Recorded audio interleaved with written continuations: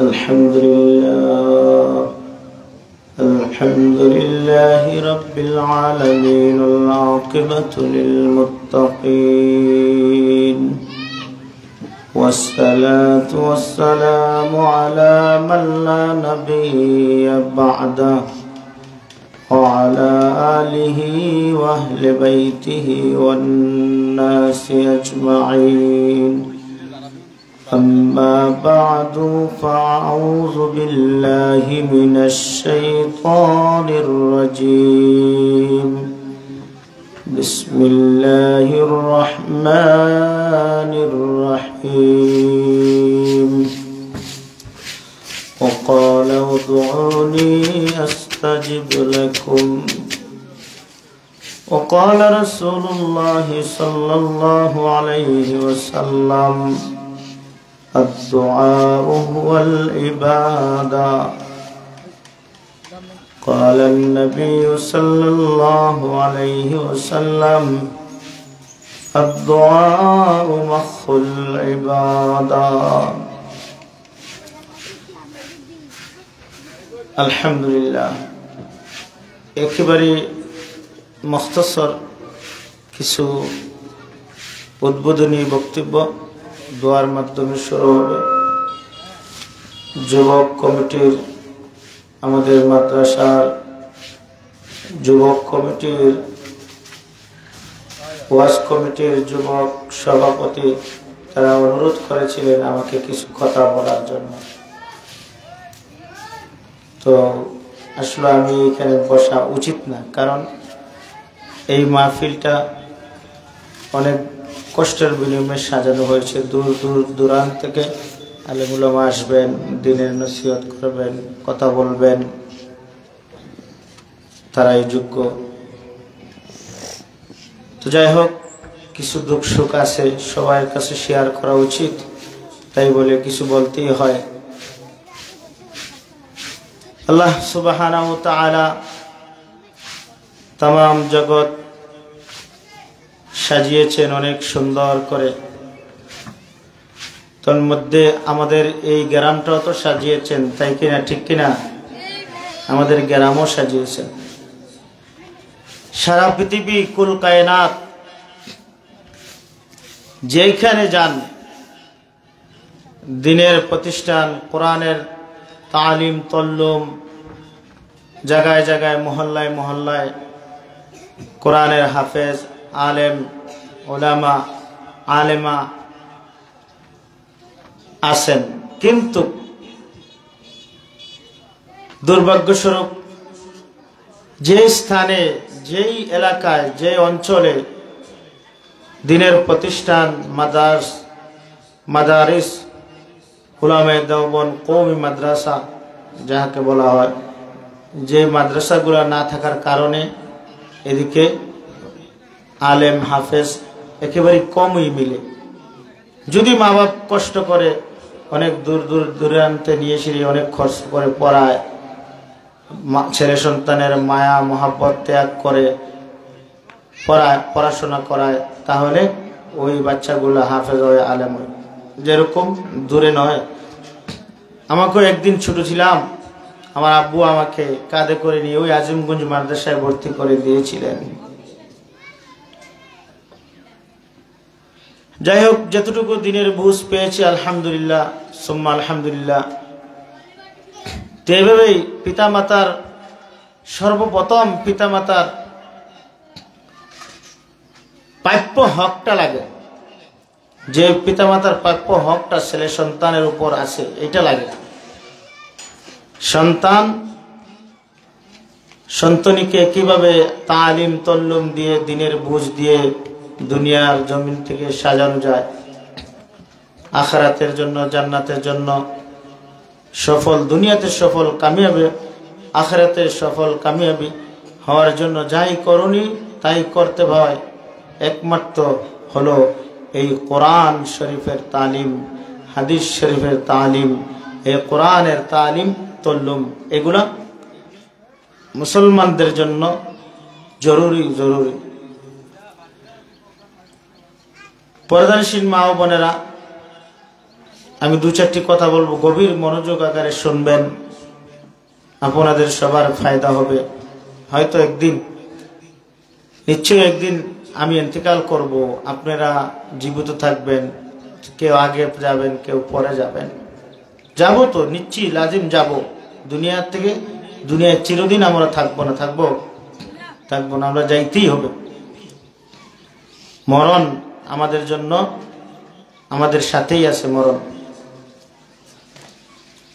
তো এজন্য গভীর মনোযোগ কথাগুলি শুনেন। আমি আপনি দুনিয়ায় আসার পরে, দুনিয়া থাকাকালীন আমার আপনার কর্তব্য কি, করণীয় কি, আমাকে আল্লাহ সুবহানাহু ওয়া তাআলা কি দিয়ে পাঠিয়েছেন, কি করার জন্য পাঠিয়েছেন? একমাত্র আল্লাহ রাব্বুল আলামিনের ইবাদত, দাসত্ব, গোলামি করার জন্য পাঠিয়েছেন। বলতে পারেন হুজুর তে আর খেত কৃষি করবো কিভাবে, খানা খাইবো করতে, ভাত খাইবো করতে, হ্যাঁ পেট তো আছে, খানা তো খাইতেই হবে, ঠিক কিনা? হ্যাঁ, খানা খাওয়ার মেজে ইবাদত, খেতে যাইবেন এইটার ভিতরে ইবাদত, জমিনে যাইবেন এইটার ভিতরে ইবাদত। হ্যাঁ, সকল ক্ষেত্রে, সকল বিষয়ে আপনি চলতেছেন ইবাদত। তবে একটা শর্ত হয়েছে, সিস্টেমে নবী সাল্লাল্লাহু আলাইহি সাল্লাম, নবীজির সুন্নত অনুযায়ী, নবীজির তরিকা অনুযায়ী। আমরা তো শুধু বলি সুন্নত সুন্নত। সুন্নত অর্থ হয়েছে সিস্টেম, পদ্ধতি, নিয়ম, কানুনাবলী, নিয়ম, এগুলা সুন্নত। কার সুন্নত? নবীজির সুন্নত, নবীজির সিস্টেমে, নবীজির সুন্নত তরিকায় চলি আমরা, নবীজির সিস্টেম অনুযায়ী আমরা চলি, এইটাই। পর্দানিশীল মা ও বোনেরা, ও পূর্ব বেলাগাঁও, পশ্চিম বেলাগাঁও, মাইকের আওয়াজ যতটুকু যায়, সকল যুবক নজওয়ান ভাই ও বন্ধুগণ, মা ও বোনেরা, শুনুন। আজকে আমাদেরকে দুনিয়াতে চলবো সকল ক্ষেত্রে ইবাদত যদি চলতে পারি, আর যদি দুনিয়াতে চলি আমল করি না, নবীর সিস্টেমে চলি না, যেমনে মন চায়, যেমনে দিলে বলে এমনিই চলি, তাহলে আমার আপনার ইবাদত হবে না। হবে? মনে চাইবে নামাজ পড়তাম না, ওই দোকানে বসে থাকতাম, তেজার শেষ। মনে চাইলে যে এইটা করলে এইটাই শেষ, আপনার আমল বরবাদ। মনে চাইবে নামাজ পড়তাম না, মসজিদে যাইতাম না, তো ওই মনটাকে উল্টাইয়া বলতে হবে, না আমি ওখানে নামাজে যাইতে হবে, আমি দোকানে বসে থাকলে হবে না, ঠিক কিনা? তো এই জন্য ওইগুলা আমাদের সব ক্ষেত্রে, সকল ক্ষেত্রে, সকল বিষয়ে চলা, এই নমুনাগুলি, সিস্টেমগুলি আল্লাহ রাব্বুল আলামিন আমাদেরকে জানিয়ে দিয়েছেন নবী করিম সাল্লাল্লাহু আলাইহি সাল্লামের মাধ্যমে। কার মাধ্যমে? নবী করিম সাল্লাল্লাহু আলাইহি সাল্লামের মাধ্যমে।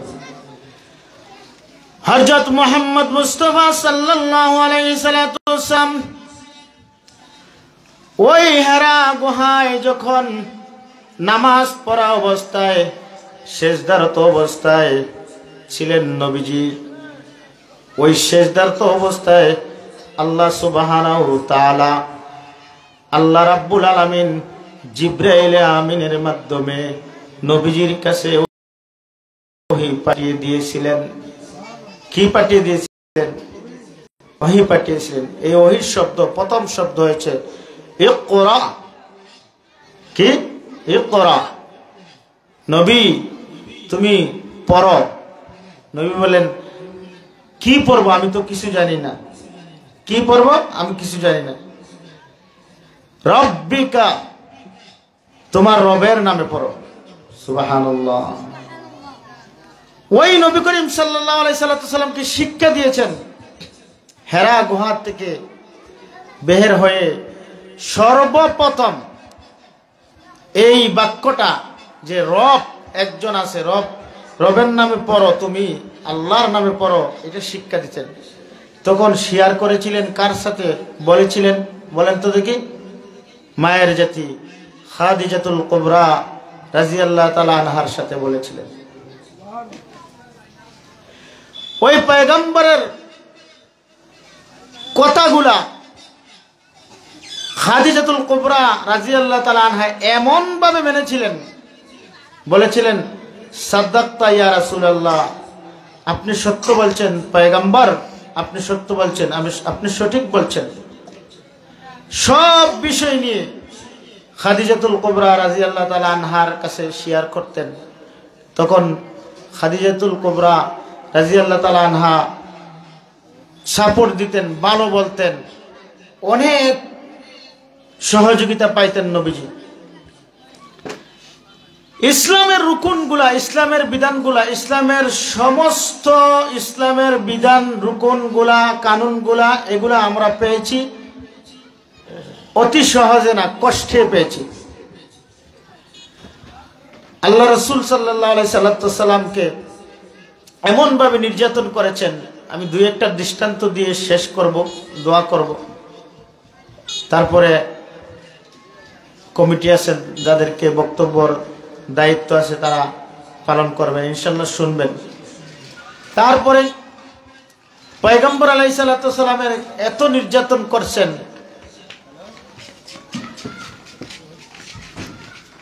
মা ফাতেমা রাদিয়াল্লাহু তাআলা আনহা একদিন বলেন, আমার আব্বু, আমার পয়গম্বর বাবা দিনের খেদমত করতে গিয়ে, এই ইসলাম পাইতে গিয়ে, এই ইসলাম কোরআন পাইতে গিয়ে এত কষ্ট করেছেন। একদিন রাত্র অনেক হয়ে যেতেছে, পয়গম্বর আলাইহিস সালাম ঘরে আসে না। খাদিজাতুল মা ফাতেমা রাদিয়াল্লাহু তাআলা আনহা বলতেছেন, হায় বাবা তো এখন আসে না, কোথায়? ল্যাপটপ নিয়ে, হারিকেল নিয়ে, আলো নিয়ে বাহির হয়ে গেছেন নবীজিকে তালাশ করার জন্য। ফাতিমা রাদিয়াল্লাহু তাআলা আনহা বলেন, পয়গম্বর আলাইহিস সালামকে, আমার আব্বুজানকে তালাশ করতে করতে পাই নাই। আমার আব্বুকে হারাম শরীফের সামনে গিয়ে দেখি, আমার আব্বু মাটির মেঝে যখন কোনো ব্যক্তিগণ কোনো কিছু রাখার পরে বস্তা দিয়ে গড়ে ফেলে, যেমন প্রচলিত আমাদের সমাজে দান রাখার পরে বৃষ্টি আসার সময় যখন দান একত্রিত করে রেখে দেয়, আর ওই দানগুলাকে বৃষ্টির পানি আক্রমণ না করার জন্য যখন সালার বস্তা অনেক জিনিস দিয়া ঢেকে রাখে, নাড়া দিয়া ঢেকে রাখে, এরকম গোল করে তুপ বান্ধে রেখে রাখে। ওই ফাতেমা রাদিয়াল্লাহু তাআলা আনহা বলেন, আমার আব্বুকে কাফের মুশরিক আবু জাহেল উতবা সাহেবা, ওই কাফেরগণ আমার আব্বুকে ওই মদিনার মক্কার ভিতরে যখন ওই কসাইরা গোশত বিক্রি করতেন, উটের গোশত বিক্রি করার পর ওই উট পেটটা ফেলে দিয়ে নারী বুড়ি যখন বের করে ফেলে দিতেন, তখনকার জমানায় এগুলা খাইতো না, ওই ফেলে দিতেন। তারা জমা করে এনে, ওই কাফের মুশরিক দলেরা জমা করে আনে। নবী করিম সাল্লাল্লাহু আলাইহি সাল্লাম যখন সিজদায় গিয়েছিলেন, ওই পয়গম্বর আলাইহিস সালামের উপরে উটের নারী বুড়ি ফেলে দিয়েছে। জোরে বলুন নাউজুবিল্লাহ। আমার পয়গম্বর দু জাহানের বাদশা, সরকারে কায়নাত পয়গম্বর আলাইহিস সালাম, যেই নবীর উপরে একটা মুসা মাসি বসাও হারাম ছিলেন, এই পয়গম্বরকে এমন ভাবে কষ্ট নির্যাতন দিলেন। ওই ফাতেমা রাদিয়াল্লাহু তাআলা আনহা বলেন, আমি মনে করছিলাম আব্বু মনশক্তি দিয়ে উঠে ফেলবে, আব্বু সিজদা লম্বা করেছেন, আর এদিকে কাফেররা অনেক উঠের বর নারী বরিয়ে নিয়া বাবার উপরে দিয়েছিলেন। কত মন যেন দিয়েছিলেন তা আমি বলতে পারবো না, কিন্তু এর ওজনের কারণে আমার আব্বু উঠতে পারে না। ইয়া রাব্বি, ইয়া আল্লাহ, ইয়া আল্লাহ বলে কাঁদতেছিলেন। ও জগৎবাসী জেনে রাখো, পয়গম্বর আলাইহিস সালাম শুধু যখন আয়েশা খান, যখন ফাতেমা রাদিয়াল্লাহু তাআলা আনহা যখন ওই নারী গুলি যখন ছড়িয়ে ফেললেন, টান দিয়ে যখন পয়গম্বরের বুকে নিয়ে জড়িয়ে ধরলেন, বলেন, আব্বু আপনি কেন এত কষ্ট করলেন, কি হয়েছে? আমার পয়গম্বর কথা বলতে পারে নাই, কথা বলে নাই। বললেন আব্বু কি হয়েছে? বললেন মা কিছু হয় নাই, এটা কোনো ব্যাপার নয়, কারণ হয়েছে দিনের খেদমত করতে হলে, কোরআনের আলো, হকের আওয়াজ পাঠাতে হলে, হকের আওয়াজ দুনিয়াতে ছড়াতে হলে কষ্ট করতেই হবে। আমার দোষ একটাই, আমি কেন বলি লা ইলাহা ইল্লাল্লাহু মুহাম্মাদুর রাসূলুল্লাহ। আমি কেন এটা বলি, আমি কেন কালিমা বলি? আমি অনেক ভালো ছিলাম, আমার নাম তারা উপাধি দিয়েছিলেন আল আমিন। আজকে আমি তাদের দুশমন হয়ে গিয়েছিলাম। তখন দুশমন হয়েছি, তখন দিন থেকে যখন দিন নাকি আমাকে আমি দাওয়াত দিয়েছি, তোমরা সকলে বলো আল্লাহ এক, আল্লাহ ব্যতীত আর কোনো মাবুদ নাই, আল্লাহ ব্যতীত আর কোনো মাবুদ নাই, আর পয়গম্বর আমি মুহাম্মদুর রাসূলুল্লাহ সাল্লাল্লাহু আলাইহি সাল্লাম প্রেরিত রাসূল। এইটা বলার পর থেকেই আমি তাদের জ্বলন্ত, তাদের চোখের একটা দুশমন হয়ে গেলাম। ফাতেমা রাদিয়াল্লাহু তাআলা আনহা বলেন, ইয়া আব্বু আপনি বাড়িতে চলে আসেন, পয়গম্বর হাঁটতে পারে না, বসে রয়েছেন। বললেন না মা তুমি চলে যাও, তুমি কেঁদো না, তোমার মন দুর্বল করো না, এটা কোনো ব্যাপার হয় নাই। আল্লাহ আমাকে পরীক্ষা করতেছে, আল্লাহ দেখতেছে। আমি না জানি ওই কোরআনের, ওই আল্লাহর কালিমার দাওয়াত থেকে দূরে সরে যাই, আমি নাকি পিছু হটে যাই, আমি নাকি ধৈর্য হারা হয়ে যাই, আমি নাকি সবর করতে পারি কিনা, এটা আমাকে দেখতে আছেন আল্লাহ। আল্লাহ তো অবশ্যই দেখতে আছেন। জানো না ও ফাতেমা, আমার একটুকু কষ্ট লাগে নাই, কারণ আমাকে কাফের বেঈমান মুশরিকরা যতই নির্যাতন করুক, যতই কষ্ট দেখ, কিন্তু তাদের জন্য একটুকু বদদোয়া করি নাই। যদি আমি একবার বলতাম আল্লাহ তুমি তাদেরকে ধ্বংস করে দাও, সাথে সাথে উহুদ পাহাড়টা উল্টাইয়া তাদেরকে চাপা মারে ধ্বংস করে দিতেন। কিন্তু আমি বলি নাই, আমি শুধু এইটাই বলি, আমার আল্লাহ হতে পারে একদিন ওই আবু জাহেল, উতবা, সাইবা, মুগিরা, ওই গোষ্ঠী সুদ্ধা তাদের ভিতর থেকে তাদের ঘরে ঘরে এমন এমন মানুষ পয়দা করে দিবেন, তাদের ঘর থেকে ইসলামের দাওয়াত দেওয়া শুরু করবেন। এরকম হয়ে গেছে, শেষ পর্যন্ত এরকম হয়ে গেল। আল্লাহ সুবহানাহু ওয়া তাআলা তাদের ঘর থেকে তাদের ঘর থেকে তাদের বাতিজা শুদ্ধ সবাই, যেমন আলী রাদিয়াল্লাহু তাআলা আনহু সহ যুগে যুগে দলে দলে মানুষ হেদায়েতের আলো পেয়ে পেয়ে নবীজির কথা শুনে শুনে ইসলাম গ্রহণ করে করে কালিমা পরে পরে এই দাওয়াত দেওয়া শুরু করে দিলেন। আর আজকে আমরা কোথায়? আজকে আমাদের জন্য কি করণীয়, আমাদের জন্য কর্তব্য কি? নবীজি বলেন, তোমরা যখন কোরআনকে ভালোবাসবা তুমি ইমানদার হবা, তোমার ইমান মজবুত হবে। আর কোরআনের হক হয়েছে চারটা। কয়টা? চারটা। আমি আরো অনেক আগেও বলেছি, কিন্তু এগুলো বলতে হয়, চর্চা করতে হয়। আমি যদি বলি আমার উপরে আমল হবে, আমি নিজে আমল করার উদ্দেশ্যে বলবো, অন্যকে শোনাবো, অন্য আমল করবেন। পর্দানিসীন মা ও বোনেরা শুনুন, ওই কোরআনের একটা হক আছে। কোরআনের কি আছে? হক আছে। এই কোরআনের হক হয়েছে চারটা। কয়টা? চারটা। একটা হচ্ছে, এক নম্বরে হচ্ছে আজমত, কোরআনের ইজ্জত করা। কি করা? কোরআনের ইজ্জত করা। মাশাআল্লাহ, আমাদের দেশের মানুষ অনেক ভালো। কোরআনের আয়াতের মতো, কোরআনের আয়াত না, কোরআনের আয়াতের মতো পেপার দেখলে অথবা কাগজ দেখলে, লেখা দেখলে সাথে সাথে এটা মাটির থেকে উঠে নিয়ে চুমো দেয়। কি করে? মাটিটা ফুসে চুমো দেয়, অথচ উঁচু জায়গায় রেখে দেয়। এরকম করে কিনা? করে না? করে। আর এক নম্বরে এসে কোরআনের ইজ্জত করা, আজমত ইজ্জত করা, মোহাব্বত কোরআনকে ভালোবাসা। দুই নম্বরে কোরআনকে ভালোবাসা, ইতিআত কোরআনের কথা অনুযায়ী চলা, কোরআনে যাহা আল্লাহ রাব্বুল আলামিন যাহা বলেছেন তাহা এই কোরআন অনুযায়ী চলা, ইতিআত। তিন নম্বর। চার নম্বর হচ্ছে বিশুদ্ধ তেলাওয়াত। কি? বিশুদ্ধ তেলাওয়াত, শুদ্ধ তেলাওয়াত। যেরকম আমাদের হিফজ শাখার ছাত্ররা শিখতেছেন মাশাআল্লাহ কোরআন, আমাদের নুরানি শাখার ছাত্রছাত্রীরা শিখতেছেন। এই কোরআন শুদ্ধ করে শিখা, পড়ানো এগুলা ফরজ। কেউ কেউ বলে নফল, নফল না, ফরজ। কারণ দেখেন, আপনি নামাজ পড়বেন, নামাজ পড়ার জন্য যা যা মাসআইল আছে সম্পূর্ণগুলা শিখা জানা ফরজ। নামাজ কি ফরজ, ফরজ জানার জন্য এর তরতিব জানা অফরজ। সুতরাং আজকে দেখছেন আপনারা, আপনাদের ছেলেমেয়েরা, আপনার এই গ্রামের ছেলেমেয়েরা ওই অনেক দূর থেকে ওই বড়লেখা, বিয়ানীবাজার, সাদিপুর, কুলাউড়া, মৌলভীবাজার, ট্যাংরা, বাবনা বাজার এইগুলার থেকে ছাত্ররা এ পড়ছেন। আজকে পড়ছে শুধু আপনারা ছেলে সন্তান।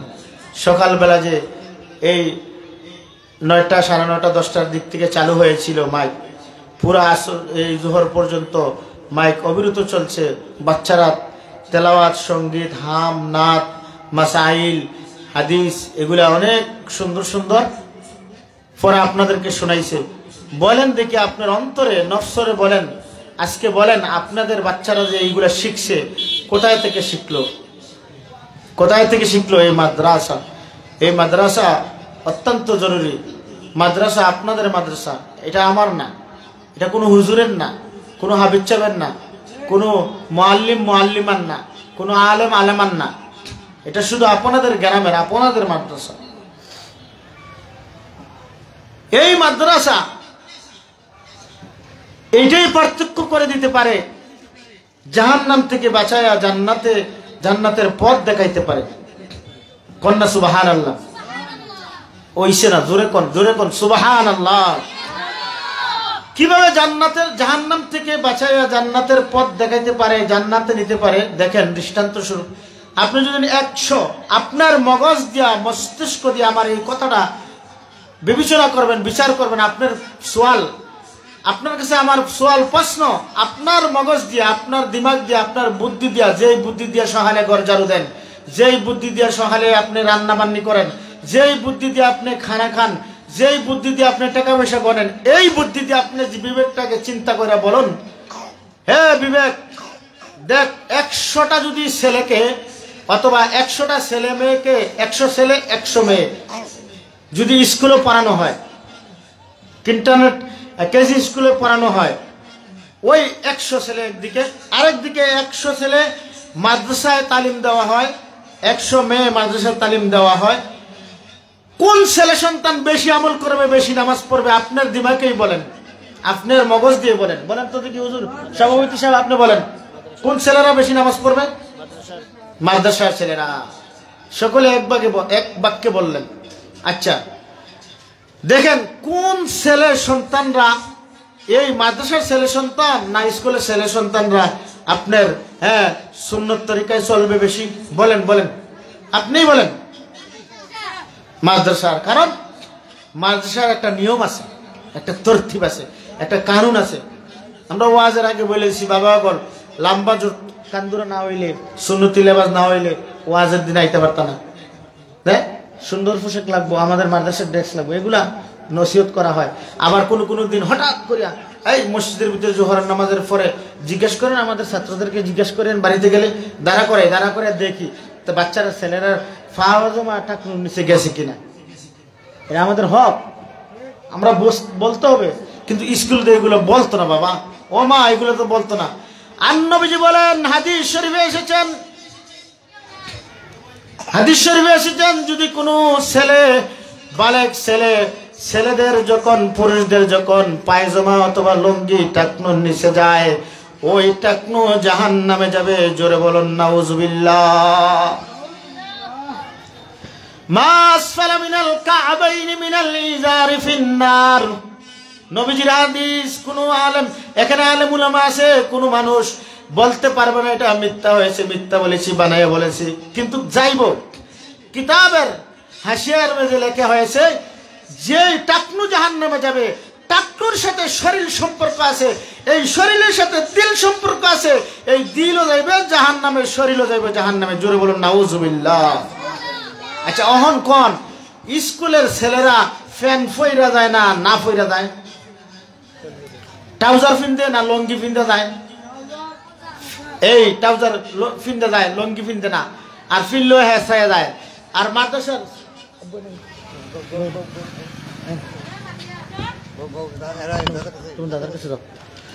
মাদ্রাসার ছাত্ররা পায়জামা পিনতে, উপরে পিনতে, সুন্নত তরিকা পিনতে, কতই না সুন্দর লাগে। আল্লাহ আল্লাহ। তো আপনার আমার কর্তব্য আপনার বিবেকের উপরে ছেড়ে দিলাম। 100 ছেলে 100 মেয়ে স্কুলে পড়লো, তারা কয়জনে ভালো আমল করতেছে? আর 100 মেয়ে 100 ছেলে মাদ্রাসায় পড়লো, তারা কয়জনের ভালো অবস্থায় থাকতেছে, পড়তেছে, লেখাপড়া করতেছে, শুনতেছে, তেলাওয়াত করতেছে? মাশাআল্লাহ, আমার মন দিল খুশি হয়ে গেছে আজকে। আমার মাদ্রাসার ছাত্ররা তেলাওয়াত করছে, আমার দিল খুশি হয়ে গেছে। আমি বলি আমার আব্বার আল্লাহ জান্নাত দিয়ে দিয়েছেন, আমার দাদা দাদি নানা নানি আমাদের এই গ্রামের সকল গ্রামের মুর্দাদেরকে আল্লাহ জান্নাত দিয়েই দিচ্ছেন, আমার বিশ্বাস এতটুকু। কারণ এই গ্রামের প্রত্যেকটা মানুষ ঘরে ঘরে যেই জায়গায় যাবেন বলেন হুজুর দোয়া করবেন, আব্বার জন্য দোয়া করবেন, আম্মার জন্য দোয়া করবেন। আপনারা মাদ্রাসায় 10টা টাকা দিলাম, 20টা টাকা দিলাম, 100 টাকা দিলাম, 500 টাকা দিলাম, এরকম দেয়, যে যত আছে দেয় দেয়। মহিলারা ধুম দিতেছে, অনেক সুন্দর মাহফিল সাজিয়েছেন আপনারা। আমি কি বলবো, আমার বলার কোনো ভাষা নাই। আমি আপনাদের জন্য প্রাণ ভরে দোয়া করি। হয়তো আমি মারা যাবো কোন দিন ঠিক নাই, কার হায়াত কতটুকু জানি না, তবে আপনারা এই মাদ্রাসাটা দেখে রাখবেন সুন্নতি অনুযায়ী, তরতিব অনুযায়ী চলে কিনা, পড়াশোনা হয় কিনা। আল্লাহ, হঠাৎ একদিন মারার আওয়াজ আসবে, কার কে কোন দিন মারা যাবো আমরা জানি না। ও মা বোনেরা, গুনাহছাড়ুন, গুনাহছাড়ুন, আপনার ছেলেকে হাফেজ বানান, আলেম বানান। মা, আপনি একটা গড়ের কর্তা, গড়ের সর্দার। বাবা, আপনি একটা গড়ের রক্ষণাবেক্ষক, আপনি গড়টাকে আপনি সংশোধন করুন। একটা ছেলে গিয়া সাথে সাথে সালাম দেয়, আসসালামু আলাইকুম ওয়া রাহমাতুল্লাহ, আর একটা ছেলে জিজ্ঞাসা করে না। পার্থক্য কি? একটা ছেলে ঠুকি পরে নামাজে চলে যায়, দৌড় মারে আজান দিলে, আরেকটা ছেলে মসজিদেই চিনে না। পার্থক্য কি? এগুলো চিনেন, বুঝেন, আপনার বিভাগের উপরে, আপনার দিমাগ মস্তিষ্কের উপরে ছেড়ে দিছি। আমার কথা শুনে না, আলেমুল আমার আসবেন, আরো বলবেন, তাদের নসিহত কথা শুনে যদি আপনি আমল করেন, আপনার ছেলে হাফেজ হবে, আলেম হবে, ওই তারা আপনাকে জান্নাতে নিয়ে যাবে। তখন সেদিন বুঝবেন ওই দিনের কথা কাজে আসলো। যেই দিন বলছিলেন মাদ্রাসায় দেওয়ার জন্য, ওই মাদ্রাসায় দিয়ে দিয়েছিলাম, আমার ছেলেটা হাফেজ হয়েছে, আলেম হয়েছে। আর আমি যখন সখরাতের আযাব, এমন কোনো মানুষ নাই তার হবে না, কষ্টই হবে, একটু না একটু হবে। মুমিন হলে ভালো, কিন্তু সখরাতের আযাব হবে। তখন সখরাতের আযাবের সময় যখন আপনার ছেলে পড়বে, কে তেলাওয়াত করবে, ইয়াসিন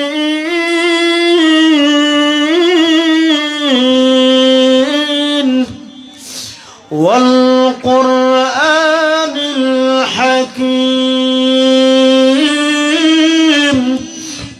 তখন আল্লাহ বলবেন, হে ফেরেশতা, তোর সাহস তো কম না, তুই আযাবের ফেরেশতা, তুই রূপ পরিবর্তন করে তুই জান্নাতি ফেরেশতা হইয়া 500 কালারের সুগন্ধি ফুল নিয়ে আসিয়া তুই আমার বন্দরে আহলান সাহলান বলিয়া জান্নাতের রাস্তা দেখাইয়া তার কবরটা শুধু জান্নাতের বিছানা বানাইয়া তার কবরটারে জান্নাতের ঘর বানাইয়া দে। জোরে বলুন সুবহানাল্লাহ। মা, আজকে আপনাদের কাছে আমার হইতে পারে আমার জীবনের শেষ নসিহত। আমি জানি না কোন দিন মারা যাবো, আপনারা এই মাদ্রাসা দেখে রাখবেন, আপনারা দেখে রাখবেন এই মাদ্রাসা। আমার কোনো খুব বলার কোনো ভাষা নাই। প্রথম থেকে শুরু করে আজকে অনেক দিন হয়েছে। আমি বিদেশ থেকে যখন আসি, আধুনিক জমানা, বাজারে গেলেই, ডাক্তারের কাছে গেলেই পাল্লা মিলে, কি মিলে? পাল্লা মিলে, ওজন মাপার জন্য পাল্লা মিলে। ডাক্তারের কাছে গেলে বলে পাল্লাটা ওজন দেন, আপনার চিকিৎসা করবো, প্রেশার মাপবো, ওজন দেন। আচ্ছা, পরে তো ওজন দিব। তো দেখা যায় আমি বিদেশ থেকে আসছি 72 কেজি, এখন মাত্র 65 কেজি। আপনাদের জন্যই বাবা, আমার কিছু নাই, আমি আপনাদের দিয়ে দিলাম, আপনাদেরকে এই মাদ্রাসাটা আমি সমঝাই দিলাম। আমি যদি মারা যাই, এই মাদ্রাসাটা, এই গ্রামের সকল নারী পুরুষ খেয়াল রাখবেন, এই মাদ্রাসা আপনাদের মাদ্রাসা, আপনাদের বাচ্চারা মানুষ হবে, পড়বে, আপনাদের ছেলে সন্তান মানুষ হবে, কল্যাণ হবে। বহুত গুরুত্বপূর্ণ কথা বলবেন আমাদের ইমাম সাহেব হুজুর, বহুত ভালো বন্ধু মানুষ আমার, আজমগঞ্জের খুব ভালো আলেম। কথা বলবেন এই কোরআনের ব্যাপারে, এই সমাজের ব্যাপারে, সমাজ কিভাবে সুন্দর হয়। আমি খুশিতে অনেক মন ভরে যায় আপনাদের সহযোগিতায়। যেদিন নাকি আমি টিনের ঘরে ছাত্রদেরকে নিয়ে পড়াশোনা করাইতাম অনেক কষ্ট হইতো, আজকে আস্তে আস্তে দেওবর হইতেছে। আলহামদুলিল্লাহ বলেন আলহামদুলিল্লাহ। আস্তে আস্তে হাটাজারি মাদ্রাসা হইতেছে, আমি দেখতেছি অনেক বড় প্রতিষ্ঠান হবে, অনেক বড় মাদ্রাসা হবে।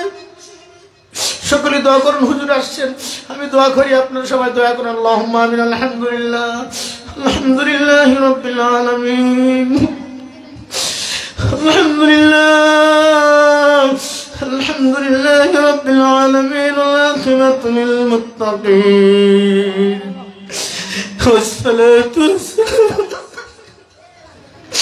والصلاة والسلام على أشرف الأنبياء والمرسلين.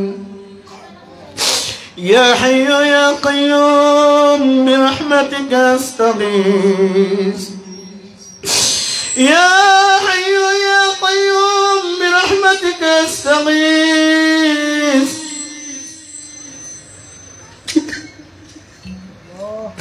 اللهم يا مقلب القلوب ثبت قلوبنا على دينك نبيك محمد صلى الله عليه وسلم.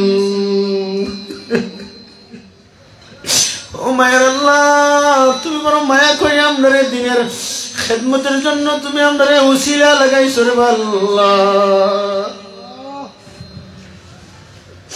আর একটু মায়া করিয়া তুমি এই মাদ্রাসার পড়ালেখা উন্নত করার জন্য, সুন্দর করার জন্য আল্লাহ তুমি তোমার দয়া দিয়ে তুমি মায়া করে সহযোগিতা করিয়া তুমি রব্বুল আলামিন তোমার রহমতি নজর দিয়া তুমি রব্বুল আলামিন নিজে কফিল বনি যাও রে আল্লাহ।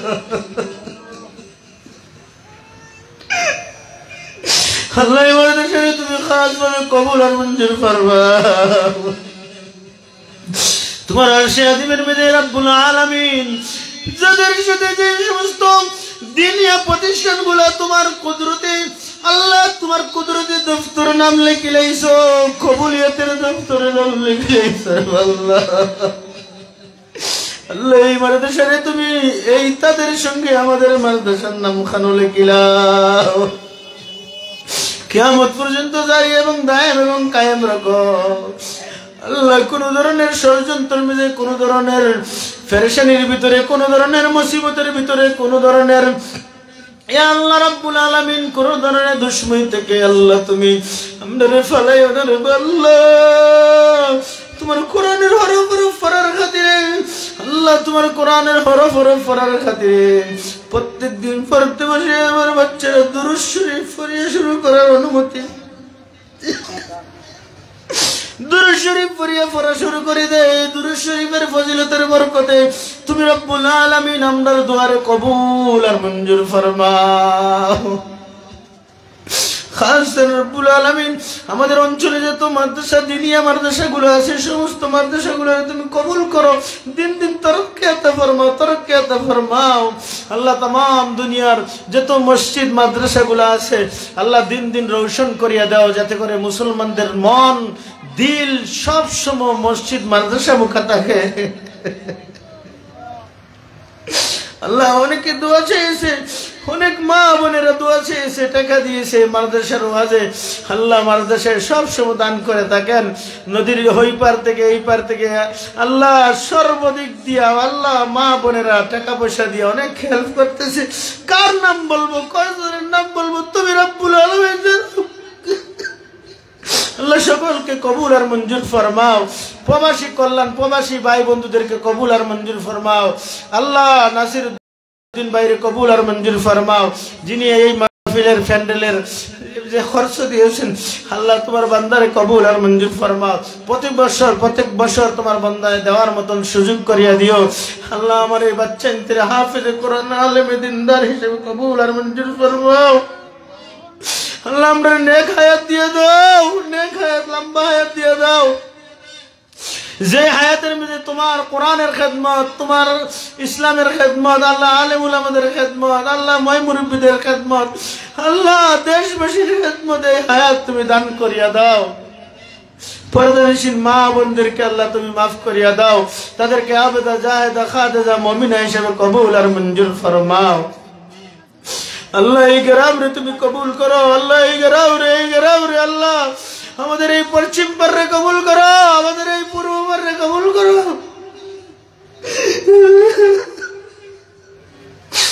আমাদের ছাত্র ছাত্রী আল্লাহ সবাই কবুল করো। আল্লাহ মরদুদ শয়তানের হাত থেকে তুমি আমাদেরকে বাঁচাও, আল্লাহ মরদুদ শয়তানের হাত থেকে তুমি আমাদেরকে বাঁচাও। যেভাবে চললে তুমি কবুল করবা, যেভাবে চললে তুমি আমাদেরকে মায়া করবা, এভাবে চলার মতন তৌফিক দান করিয়া দাও। আল্লাহ আরতে বসতে মানুষের সাথে কথা বলতে অনেক গুনাহ না হয়ে যায়, সকল গুনাহ নিয়ে তুমি রাব্বুল আলামিনের দরবারে হাত তুলছি। আল্লাহ তওবা করলাম, আর করতাম না। আল্লাহ তওবারে কবুল আর মঞ্জুর ফরমাও। ইয়া হাইয়ু ইয়া কাইয়ুম বিরহমাতিকা আস্তাগীস। ইয়া রাব্বুল আলামিন মেহেরবানি করিয়া আল্লাহ আমাদের সমাজের সকলকে এক ও নেক বানায়া দাও, আল্লাহ এক ও নেক বানায়া দাও। আল্লাহ সামিউর রহমান রুবেল মিয়ার আল্লাহ বড় কষ্ট করতেছে মাহফিলটা নিয়ে যুবকরা, আল্লাহ তাদের মা বাপ যারা ইন্তেকাল করছেন সকলকে জান্নাতি বানায়া দাও।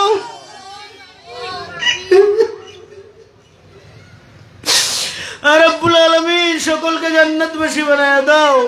আল্লাহ আমাদের মা বাপ যারা জীবিত আছেন নেক হায়াত দান করিয়া দাও, আল্লাহ নেক হায়াত দান করিয়া দাও। আল্লাহ কিছুদিন আগে আজকে 4-5 দিন হয়ে যাব আল্লাহ আমার চাচি আম্মা ইন্তেকাল করেছেন। আল্লাহ তুমি তোমার বান্দিরে জান্নাতবাসী বানায়া দাও। বাড়িতে গেলে বড় মায়া করতেন, ডাক দিয়া বড় মায়া করে নিয়ে বসাইতেন, ফান খাওয়াইতেন, চা নাস্তা খাওয়াইতেন। আমার এই মায়ের মানুষটার হারিয়ে ফেললাম। আল্লাহ তোমার ভিক্ষা চাই, তুমি মাফ করিয়া দাও। কবরের জিন্দেগি আখিরাতের জিন্দেগি তুমি কামিয়াব নসিব ফরমাও। আয় রব্বুল আলামিন আমার বড় মায়ার মানুষগণ আরো আছে যারা কবরবাসী হয়ে গেছেন, আল্লাহ তাদের জন্য সব সময় দোয়া করি, কিন্তু খাস ভাবে জুম্মার দিনে ফজরের নামাজ পড়িয়া এই যুবকদের জন্য যারা মারা গেছেন আল্লাহ তাদের জন্য আল্লাহ মাগফিরাতের জন্য এই আমাদের কবরস্থানে, কেন্দ্রীয় কবরস্থানে গিয়ে ছাত্রদেরকে নিয়ে কোরআন তেলাওয়াত করে আমরা এবং ইমাম সাহেব সহ আমরা দোয়া করি।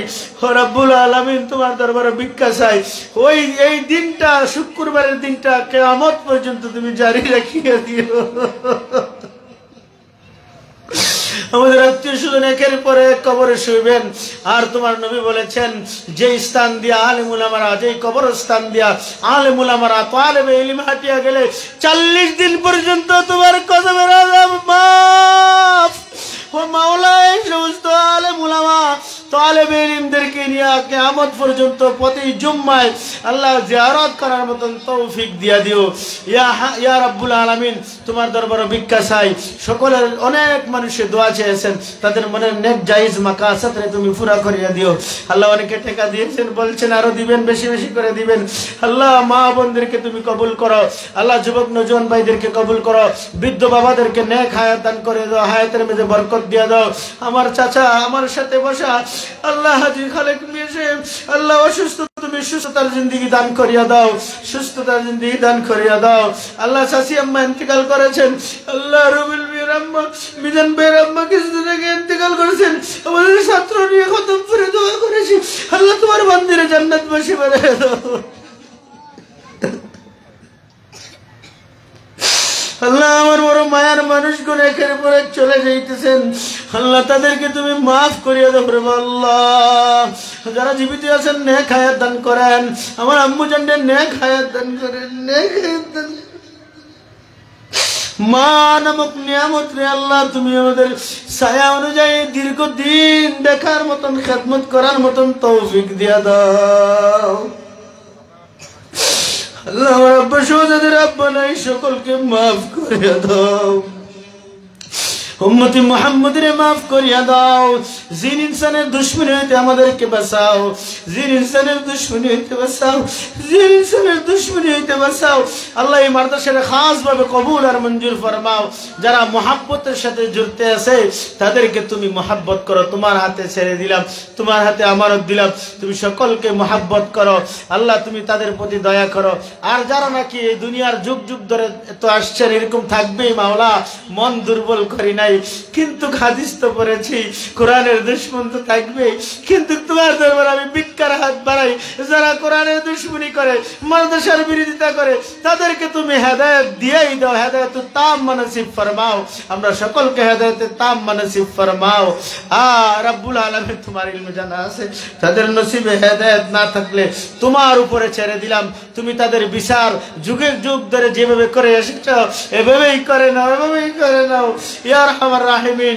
হযরত মুহাম্মদ মুস্তাফা সাল্লাল্লাহু আলাইহি সাল্লামের নাম মুবারকের উসিলায়, তার নেক আমলের উসিলায়, তার জিন্দেগির নেক আমলের উসিলায়, তার জিন্দেগির নেক আমলের উসিলায়, ওই দিন যেই দিন নাকি নবীজির ঘরের উপরে, গর্দনের উপরে সিজদারত অবস্থায় আল্লাহ কাফের মুশরিকরা আল্লাহ ওটার নারে বুড়ি রেখে দিয়েছিলেন, ওই দিন নবীজি সবর করেছিলেন। ওই দিনের নেক নবীজির নেক আমলের উসিলায় দুয়ারে কবুল আর মঞ্জুর ফরমাও। আর যেভাবে আলোকিত করে দিয়েছো সারা জাহান, এভাবে আমাদের এই মাদ্রাসা থেকে तमाम দুনিয়ার জমিনে আল্লাহ তালিবে ইলমদেরকে হাফেজে কোরআন, আলেমে দিনদার বানাইয়া, বুজুর্গানে দিন, আমলি বুজুর্গানে দিন বানাইয়া तमाम দুনিয়ার জমিন থেকে জুলমাত্রে তুমি দমন করা নিলয়া দাও, জুলমাত্রে তুমি দমন করা নিলয়া দাও। হে রব্বুল আলামিন, তোমার দরবারে ভিক্ষা চাই, তুমি আমাদেরকে মায়া ও দয়া করো।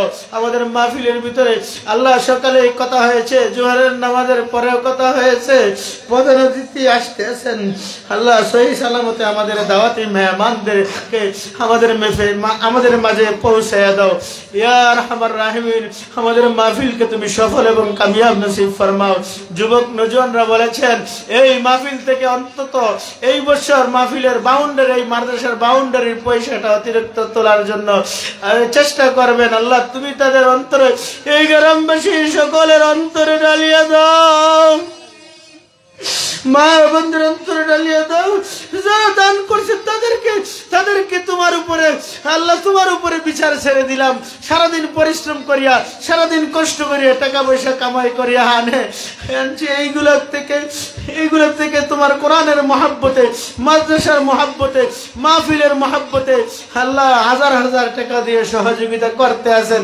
এর খাতিরে তাদের সংসারে বরকত দিয়েই দাও, বরকত দিয়েই দাও। যেভাবে সিলেট, মেখল, পাটিয়া, হাটাদারি, এইগুলা মাদ্রাসাগুলো আশেপাশে মানুষগুলা গরিব ছিলেন, সনের ঘর, টিনের ঘর থেকে আলেম উলামারা মাদ্রাসা চালু করে দিয়েছিলেন। আশেপাশের মহিলারা, মা বোনেরা মাদ্রাসা আলেম উলামাদেরকে মহব্বত করিয়া তাদেরকে সফল হয়ে গেছেন, ওরা উন্নত হয়েছেন। আয় রব্বুল আলামিন, এভাবে এই সমাজের মানুষেরা বুঝে ফেলেছেন, টিফিন দিয়া খাওয়ায়, শিক্ষকদেরকে টিফিন খাওয়ায়, ছাত্রদেরকে লজিং দেয়, জাগির দেন। আল্লাহ সকলেরকে কবুল আর মঞ্জুর ফরমাও। অনেক কিছু বলা আছে রব্বুল আলামিন, তুমি তো রব্বুল আলামিন জানো আমাদের অন্তরের খবর, সকলকে তুমি কবুল আর মঞ্জুর ফরমাও ইয়া আরহামার রাহিমিন। দুয়ারে কবুল আর মঞ্জুর ফরমাও। ওয়া সাল্লাল্লাহু তাআলা আলা নবিনা মুহাম্মদ ওয়া আলা আলিহি ওয়া আসহাবিহি আজমাইন। আমিন আমিন বিরহমাতিকা ইয়া আরহামার রাহিমিন। আসসালামু আলাইকুম ওয়া রাহমাতুল্লাহি ওয়া বারাকাতুহু। আলহামদুলিল্লাহ, অত্যন্ত গুরুত্বপূর্ণ নসিহত শুনলাম। আমাদের পূর্ব এলাকায় শামসুল উলুম ইসলামিয়া হাফিজিয়া মাদ্রাসার প্রতিষ্ঠাতা মুহতামিম হযরত মাওলানা আদম খান হুজুর সাহেবের কাছ থেকে সম্মানিত এলাকাবাসী, আমাদের পূর্ব ঘোষিত আজকের ইসলামী মহাসম্মেলনের ধারাবাহিক কাজ চলবে ইনশাআল্লাহ। আমাদের আজকের মাহফিলের দ্বিতীয় অধিবেশনে গুরুত্বপূর্ণ নসিহত পেশ করবেন পূর্বপাল লামাগালাগাঁও জামে মসজিদের খতিব হযরত মাওলানা ইখলাসুর রহমান সাহেব। হুজুর আমাদের মধ্যে এসে উপস্থিত হয়ে গেছেন। আমি অনুরোধ করব মাইকের আওয়াজ যতটুকু পর্যন্ত যায় আমাদের এলাকার সকল মুরব্বিদেরকে আপনারা আমাদের মাদ্রাসার ইসলামী মহাসম্মেলনে এসে আমাদের আজকের ইসলামী মহাসম্মেলনকে